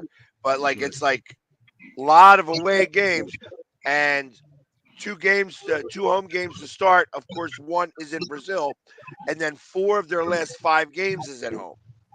So that's a big deal. I think as you're going into the playoffs, being able to hold serve at your home and be able to get the division and possibly the number 1 seed. I agree with that. Let's turn back to baseball real quick. Atlanta minor leaguer David Fletcher, who was on the Angels, signed a $26 million contract, has placed bets on baseball with the same bookmaker Muzahara used when he got caught. Now, I don't know if they're going to prosecute this guy or whatever. I know there's another person involved in it, his friend that he might have turned on to maybe save himself. Like I said, I didn't read the whole article. I read the headline a little bit below that. Betting's a problem, man. Betting's a problem in all sports right now. And you know, James, I don't know what they want the players to do. You can't open it up and say, go ahead and bet on anything you want. Maybe they let you bet on other teams instead of your team. Maybe that will suffice people getting in so much trouble. I'm not sure. Maybe they should change the rule. What do you think? Well, it sounds good. I mean, and it sounds fair to change the rule, but the door opens. I mean, you leave that one crack open for anything to happen, and it's too many variables to say that you can. If I'm going to vote, like, let's go back to Jaden Daniels and Malik Neighbors voting $10,000 on who's going to win Rookie of the Year. Yes, but who's to say that it seems harmless to do that off the field, but who's to say that one person won't cut or shave points, doesn't do anything to try to let the other guy win it? Or, I mean, it's stupid. I mean, that no one would do that, but the idea is there. So it's just too many things. You open Pandora's box when you say that players can actually bet on sports. Yeah, James is correct. Like, I'll give you a harmless example. It could be a last game of the season for the Giants, and Malik Neighbors could be neck and neck with Jaden Daniels. And the quarterback for the Giants, let's say the game's a little out of hand, but he's still in the game, a backup, could be aware that Malik Neighbors is neck and neck, and he might throw a pass to him he normally wouldn't do. It might seem insignificant, but it does affect the game. Remember, like when Pete Rose bet on his own team, it could affect how he used players. And something about James is right. You leave the crack open just a little bit. But the question is, if it's a young player, James, who made a mistake and made some type of bet, and he didn't throw a game, do you really kick him out for life? I mean, there has to be common sense what a penalty is going to be, because we see all these commercials about betting that the league endorses, and then they say, oh, bet responsibly. Like, that helps to tell to bet responsibly. Thank you. That's going to help Pags. If Pags is told to bet responsibly, he's going to say, oh, thank you for the advice. I'm going to listen. Right. It's like drinking responsibly, responsibly. Meanwhile, the bartenders, keeping the drinks flowing. Come on. Oh, let's not get on the bartenders, please, Jack. We don't want to. No. Bartenders are great. I'm just saying, it's a person drinking that's responsible, not the bartender. Exactly. I mean, Pags does part-time bartending. I mean, you're throwing shade. No. Bartenders are great. They're just doing their job, but. Right. Right. But I'm glad you brought up drinking. All right. So Pags, they tell you don't drink and drive, but yet there's bars all over the place. You got package stores all over the place. They're not delivered at home, and they're telling players not to gamble. But here's all these places that are offering gambling associated with the league, and they're telling players not to gamble. To me, it's a league problem. It's not a player problem. If you don't want the players to gamble, stop with the sites. If you don't really, and stop punishing them. The NFL should take responsibility for this. Maybe the NFL, whoever is running these campaigns, should maybe pay a fine or get suspended. What do you think? Yeah, it is. I mean, this is going to go round and round here all the time. Unfortunately, when you are getting so much money from gambling, because that's really what it is, they're paying the money to the leagues. You have 3 different lounges at the stadiums. One's the FanDuel Lounge, one's the DraftKings Lounge, and everything's sponsored by MGM. You know what I mean? So it's like you throw it in your face, throw it in these guys' faces all the time. They're human beings. You know what I mean? They get the thrills like everybody else. To think that Ohtani never bet on anything and that it was all Matsuami or whatever his name is ridiculous. To think that these players are not gambling, is ridiculous, because they behind closed doors, they're just like everybody else. They're doing, they're making in-house bets. They're doing their thing, saying, "Hey, I'm doing this." I'd be willing to bet that half of these players have fantasy football teams. You know what I mean? That they're playing like that too. So, and fantasy football is even worse, because say you're going up against, say you're a defense guy, and you got the receiver that you're going up against as a player, you may decide to let him score a touchdown because you're up by 21 points. That's a great point. What I mean? Great point. Well, if it was up to Jack, if he found one March Madness bracket, on Aaron Rodgers' table, he would be suspended for life. So that's the way Jack. No, but Mac, but you said it best now, Mac. In a way, what should the penalties be? You take an NFL. I'm going to give you an example. Take an NFL player, and he's out with his friends in Las Vegas during Super Bowl week, and he's at the sports book. They're hanging out the way young people are, and he wants to bet $50,000 on the game for interest. Okay, whatever. Are you going to really suspend him for life? It has nothing to do with this game. But then again, like James said, you can't open the door. There's got to be penalties to discourage him. But you don't want to destroy the guys. Like now, if you bet against your own team and you throw a game, that's an entirely different matter.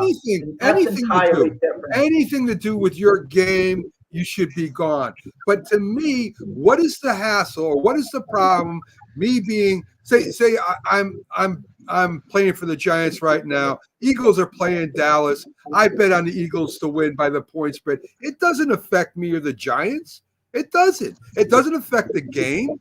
So if you're gonna, and you're saying, well, it's already open. It's you have open. a friend on the other team or something, and the game is out of hand, and he wants to do his best buddy a favor, like drop a ball thrown his way that would have covered the point spread. Even you, Mac, you force us to make our weekly NFL picks on the point spread. I hate it.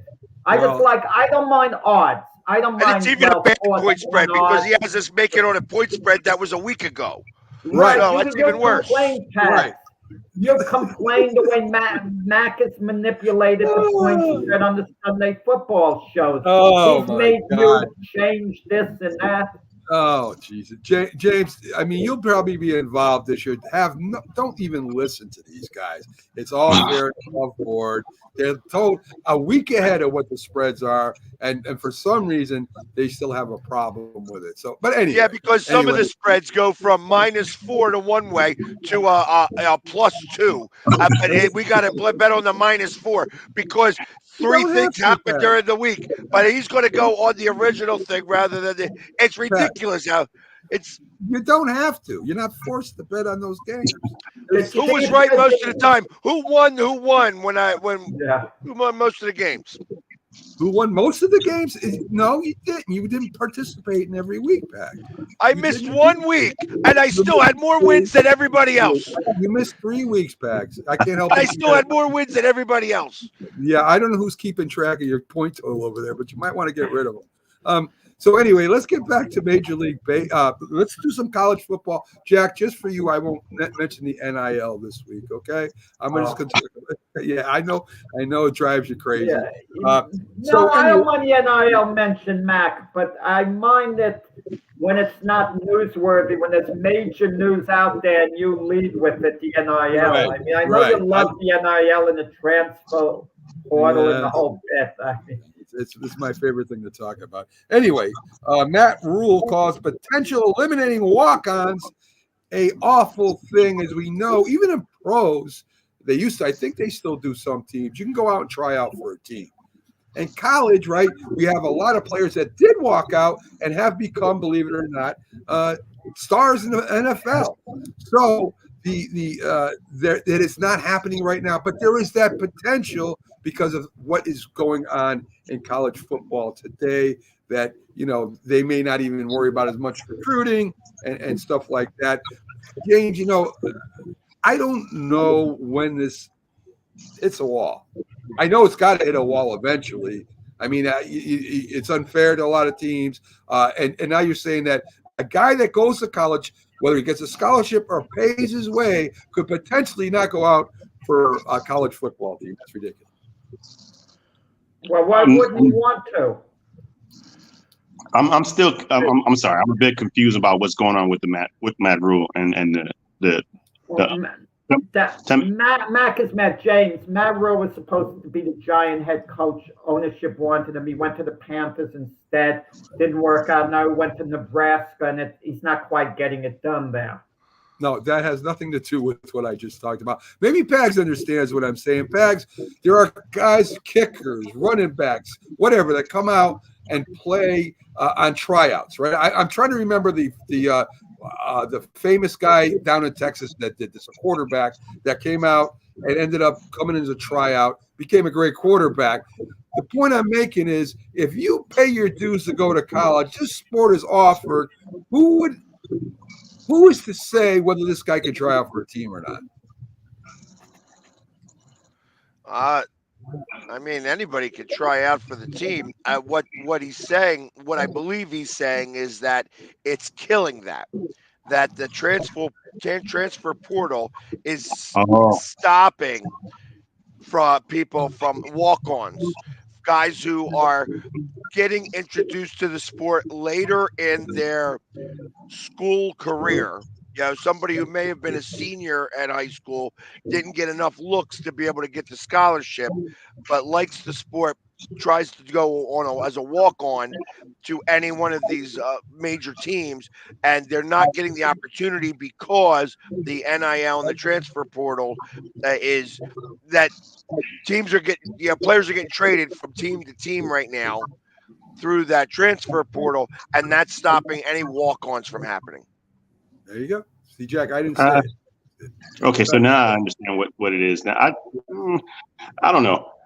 Cream still rises to the top. It's not going to stop somebody who's really determined. I mean, I'm pretty sure they're going to allow walk-ins to come in and try out. You're going to see somebody stand out. If they're a diamond's going to shine. It's not going to be some rough kid or whatever, Cole that's just sitting there. Because, I mean, you have a lot of tryouts and guys just don't make it. But you have one guy that'll shine. James, I love your analogy. James, there's so few that become impact players. When we make a big deal out of it, the way Mac will do well, Tom Brady was drafted in the 6th round. That's where you get your franchise quarterback. You can wait until the 6th round. I mean, it's so infrequent. All sports, you catch lightning in the bottle once in a while. An undrafted player. I did almost a whole show on this. The walk-ins that became MVPs, Super Bowl champions, Hall of Famers. It goes back to Johnny Unitas. No, I'm not talking about Johnny Unitas. I'm not talking about him at all. I'm talking about the linebacker from the Pittsburgh Steelers who had an interception that won the Super Bowl that one day. I'm talking about a former St. Louis Ram quarterback that was a walk-on. I'm talking about Victor Cruz, who ended up going to the Super Bowl. There were many walk-ons. I believe. No, he was a walk-on. John Randall. Yes. John Randall. There you go, John Randall. He's a Hall of Famer. Many once more. Once in a while, you get someone. Once in a while. Jack, you get the guys In a Jack, decade. That's nice. 3% of college players make the pros. So we know it's once in a while. It's a once in a while for everybody. We're just making the point that it does happen, that there are players that are walk-ons that become great players. That's all. Or they contribute to a team is a better way of putting it. They Yeah, make that's a all. roster and they could contribute to a good team. I mean, I could buy that, but I don't want to hear that Yeah. coming out being Oh, stars. we don't care what you want to hear, Jack. We're giving you facts. Facts. That's what we're talking about right now. Pags, NFL shoots at the heart of college football. Play December 21st. A big, huge weekend for college football. Professional football says, well, you got 3 great games. Well, guess what? We're going to put a couple good games on here. The Chiefs versus Houston and Baltimore against Pittsburgh. The NFL pretty much can bully any sport it wants to around when it wants to, Pags. On December 21st. That's Yes. a big college weekend. So yes, they have 3 huge games that will be might be affecting the playoff situation. Well, that's fine. You know what? I don't look at college since college is doing the playoffs. It's no longer as big a deal. I think that those are the games that are going to get the more play, and those are going to be the primetime games, and they're not always going to be on the Saturdays. I mean, there are bowl games starting from around the 20th of December all the way to the 10th of January anymore. So, and you got the, I Love Lucy Bowl and the Chick-fil-A Bowl and the Cereal Bowl. I mean, there's all these different. Well, I watch it, Pags. James is taking you seriously. He's thinking who might be playing in those games. He's looking up right now. He's looking up the James Cereal is Bowl right thinking now. now. He got him thinking. Yeah, we're just I'm looking at that comment about Rudy is what I'm looking at. yes, yes. Melissa, I know, follows Pags a lot. Melissa Beebe, she's a Philadelphia fan. I'm not sure what she means. She's there. actually a Bears fan of all things. Is she really? I know she Yeah. follows you. I know that. I mean, maybe she just likes the way you do sports. I don't know. I'm not sure what that means, Melissa.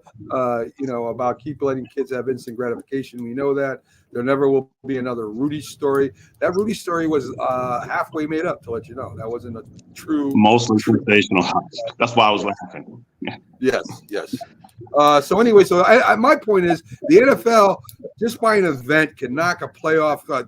It could take the headlines away from an NBA game. I mean, the NFL is just a powerful entity. That's what I was trying to get to there anyway. Any big matchups? I know you all looked at the schedule this year. Any big matchups that you're looking forward to? Let's start with Pags with the Eagles. What do you think?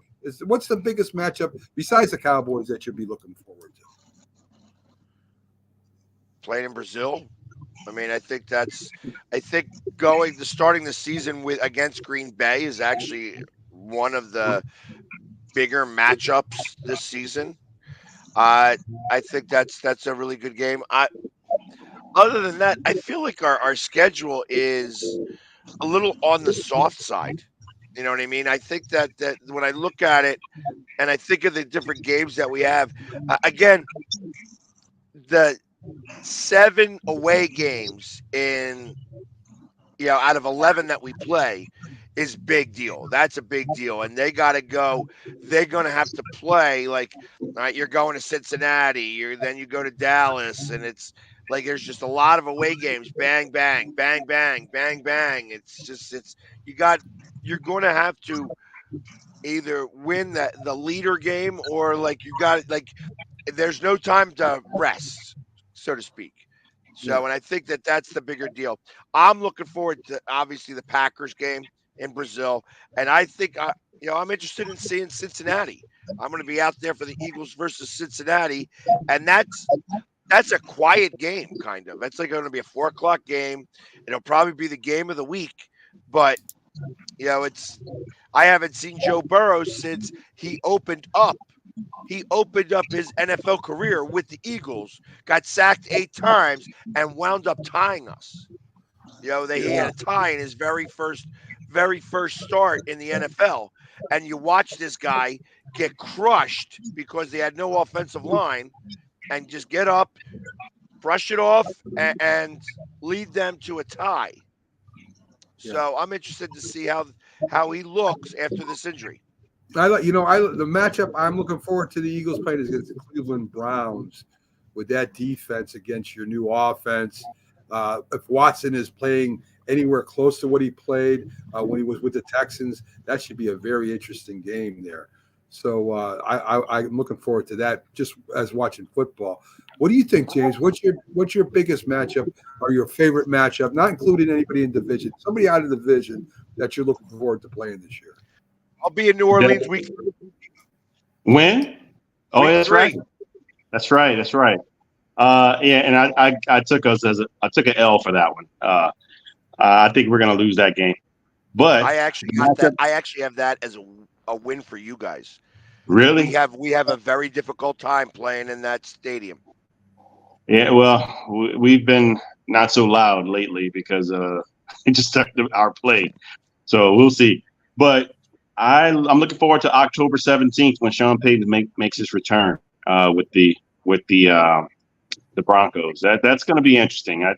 I think we talked about this a while back, and I think he'll get a standing ovation in the beginning just because of what he's done for the city.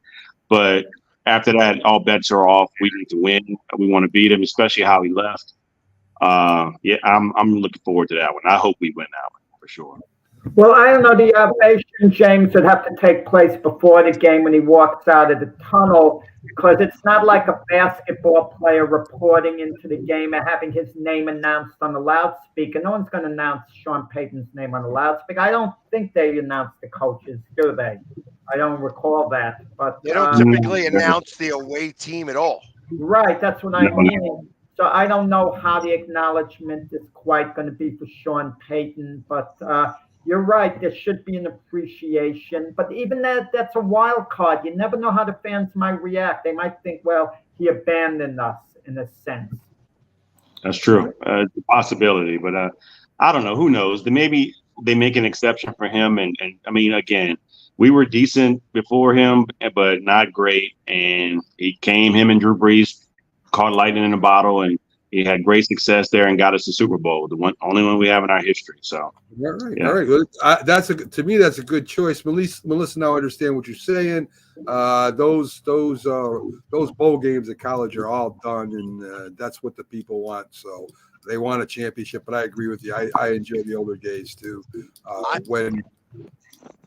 Good. Okay, I'm sorry. I was gonna say, once you were done mentioning that, I was like, I got one more game that I'm really excited about.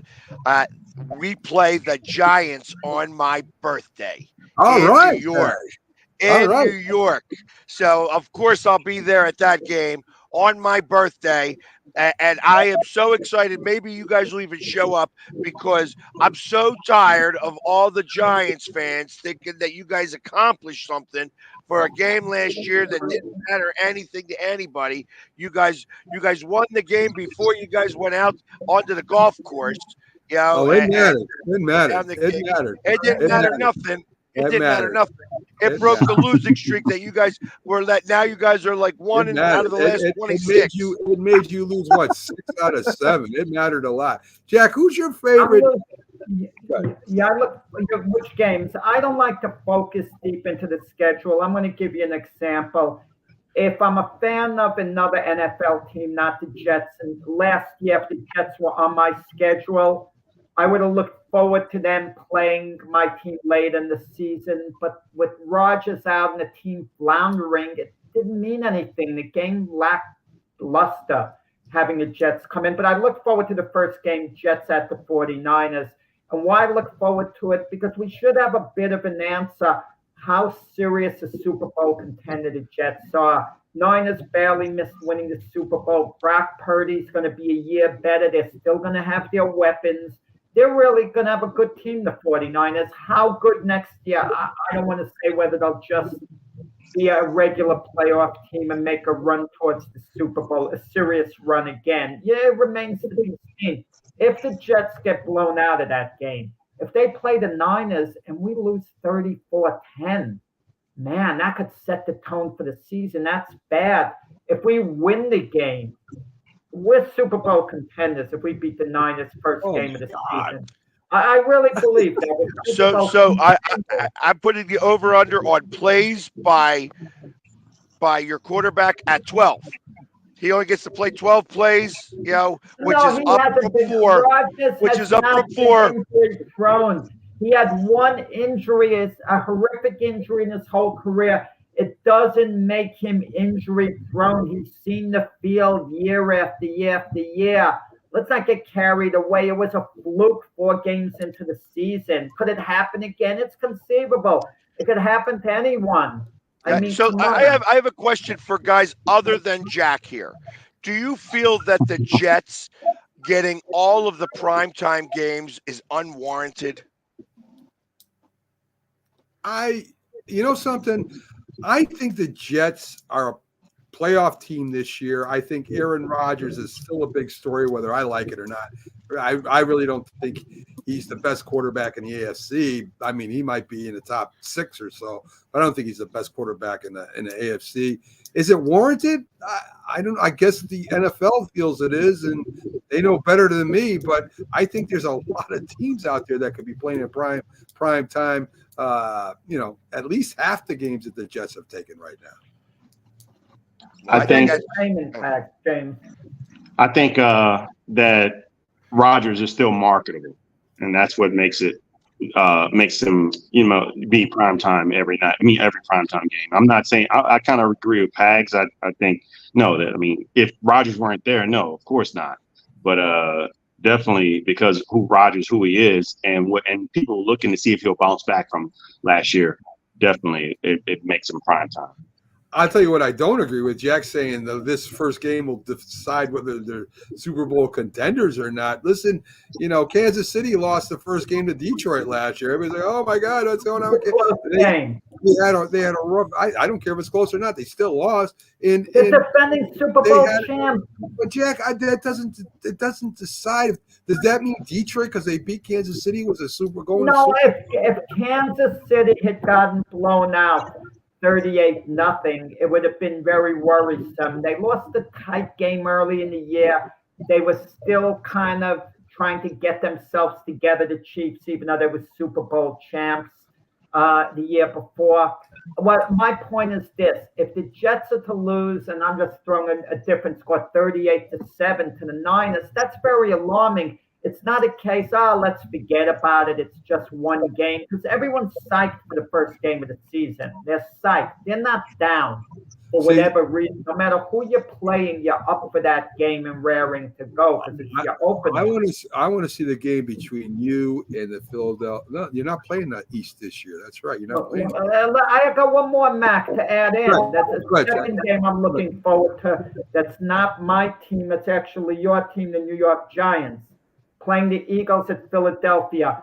Will the fans do the same that the Knicks fans did to the 76ers? Will they come over and take over the stadium?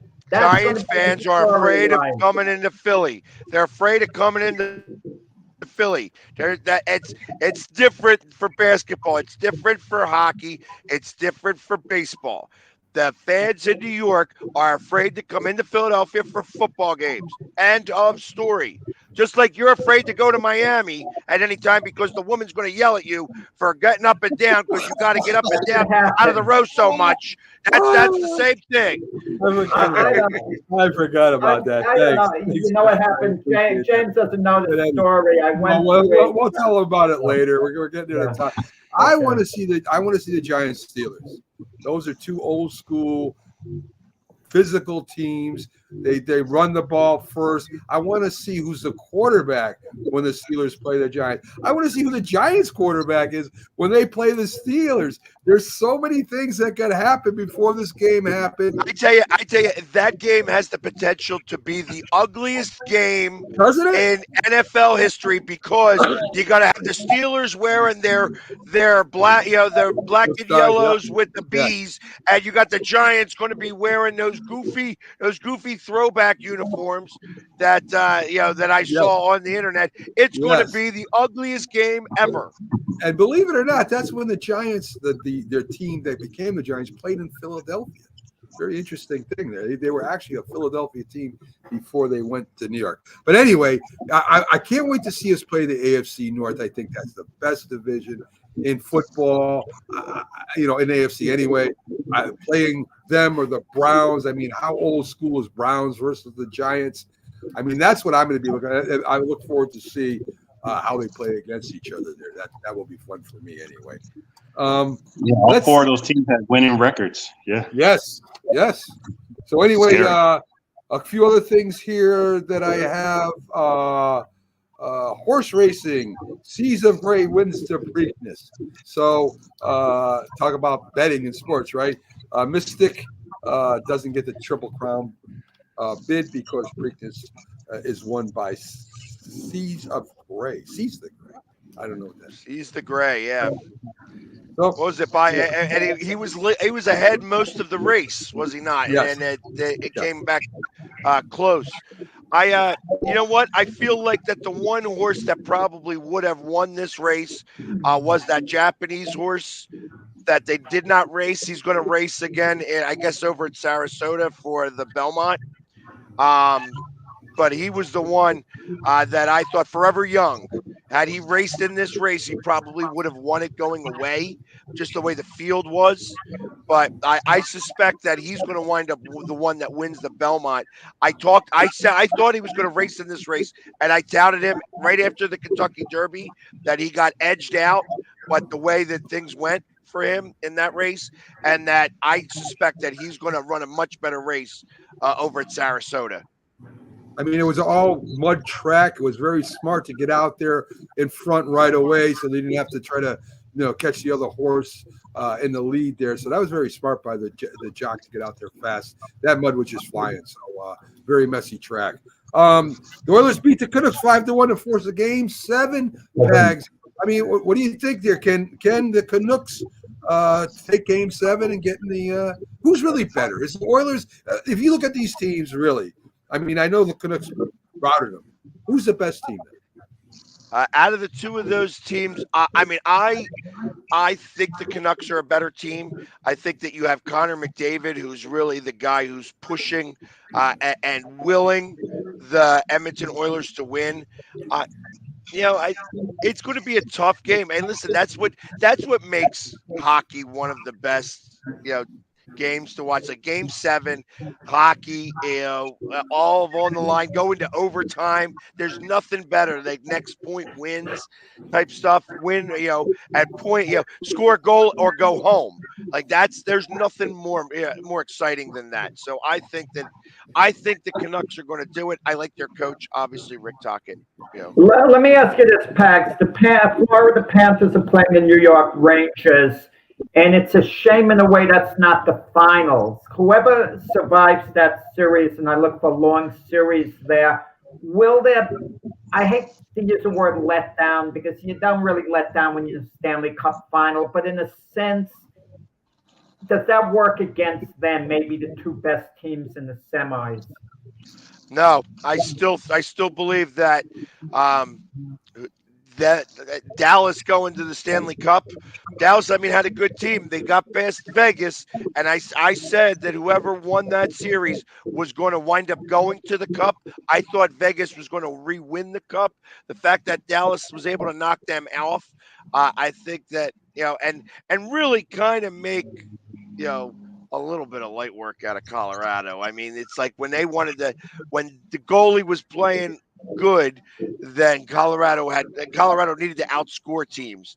But I think Dallas has actually got a really good team. That's going to be a really good series. This Rangers team is really good, and you got Florida team that's being taken on the back of their goalie. So it's really going to be a very interesting series there. I hate the Rangers, but I love good hockey. Well, let me ask you this, Pags, because we know you don't like New York teams. We know you don't like. What would bother you more winning a championship? The Rangers winning the cup or the Knicks winning the NBA championship? What would bother you more? You know what? It's not that I don't like them. I actually, to be honest, there's a piece of me that is not necessarily rooting for the Knicks, but I would prefer to see the Knicks win it over Boston.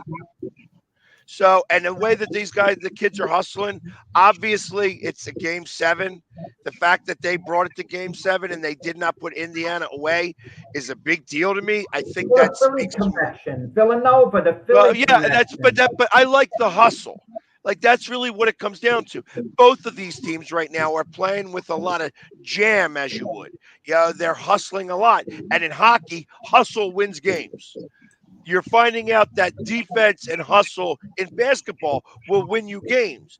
The problem is that Indiana, the fact that Indiana took 3 games from this series, I thought that this series should have been over in 5 or 6. The fact that it's gone 7 games makes Knicks fans very nervous. Are they nicking it up? Are they taking a page from the Mets and Metsing it up? That's what it sounds like to me. Well, Yeah, that's what we. listen. I think it's a lot to do with Josh Hart getting injured yesterday, and I think if they can overcome these injuries, Pags, and beat the Pacers, who are a good, legitimate playoff team, and they go play the Celtics, I think a lot of Knicks fans are going to think this season was a good thing with all the injuries and how they overcame them. And next year, just like the 76ers, they got to look and maybe get another shooter, another outside defender, or something like that to improve. And I think the Knicks and 76ers are right back in it again next year. I think it's going to be. I think this rivalry, this 3-way rivalry between the Celtics, Philadelphia, and the Knicks, is something that's going to be there for the next few years, man. Well, It reminds you of the days of old. Yeah. We only have a little while left. But quick prediction: there's another big game 7 today. The Timberwolves and Nuggets. James, you said you're picking the Nuggets, correct, in a close one. I'm picking the Timberwolves to upset the Nuggets in Denver tonight. Yeah, I wouldn't be mad at that. I don't see it, but I think it's going to be a good game. The other thing that's going to help the Knicks out if they do win this game is that Boston's been sitting. I think that there's going to be a little bit of a rust factor, and that they need to steal game 1 from Boston in Boston and put Boston on their heels, whoever wins this series. I agree with that too. Listen, I like Minnesota. I like the youth. I just don't know if the team around Edwards will respond tonight. I know Edwards will respond. Let's see if these other players can support him, because I know you're going up against the MVP of the season. I guarantee you he's going to be on tonight. There's no way that he has a bad game tonight. So Minnesota's got to grow up tonight. Yeah, this is it. Whether they've grown up or not, we find out tonight. Well, what a series, right? What a job they did this year. Great job. Not if they let a 2-0 lead get away after winning the first 2 in Denver. That will leave a bad taste. We shall see, folks. Have a great day. Stay tuned all day on the Roku channel. We'll see you tomorrow night with Glove Fist and start spreading the news. The 2 big shows tomorrow night live for you. Have a great one, and we'll see you soon, folks.